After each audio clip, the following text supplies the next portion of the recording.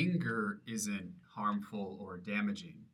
It's the way that we handle our anger that is harmful or damaging to ourselves or to the people around us. Most people have very negative ideas about anger, and rightfully so, because they have experienced being on the other side, the wrong side of an angry outburst. But there's a subtle but incredibly important difference here.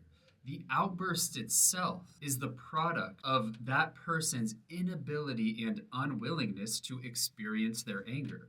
They're discharging their anger. They're behaving in a way so as to relieve themselves of their anger. That's their behavior. It's not the emotion. They can't tolerate the emotion. They didn't learn to. They don't know how to. And so they discharge it. They try to get rid of it. And unfortunately, that does create a lot of very real harm for the people who are around them. Now, other people, they have learned to handle their anger differently. They've learned to repress it, to deny it, to forget about it. And that works to an extent.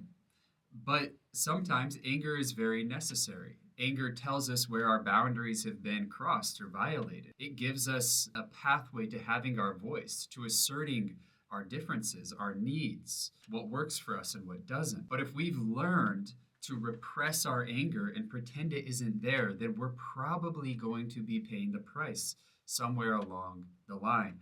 And so the work for that type of person is to reconnect with their anger, but not to go to the opposite extreme of discharging their anger. The person who discharges their anger unskillfully needs to come back to actually holding their anger in their body and experiencing their anger in a raw sensation level type of way. Anger itself can be incredibly informative. In fact, it's pro-relational. Anger can bring us closer to our loved ones if we express it appropriately. Because what is it doing? When a boundary of mine has been crossed or violated by you, you may not know it. But if I'm able to communicate that to you in a skillful way, it's going to give you information about me you didn't have before.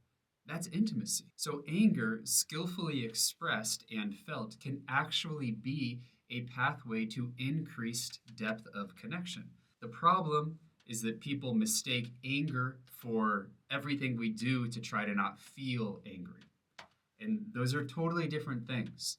The key is to feel our anger and not forget our love. It's to express our anger and our love almost in the same breath.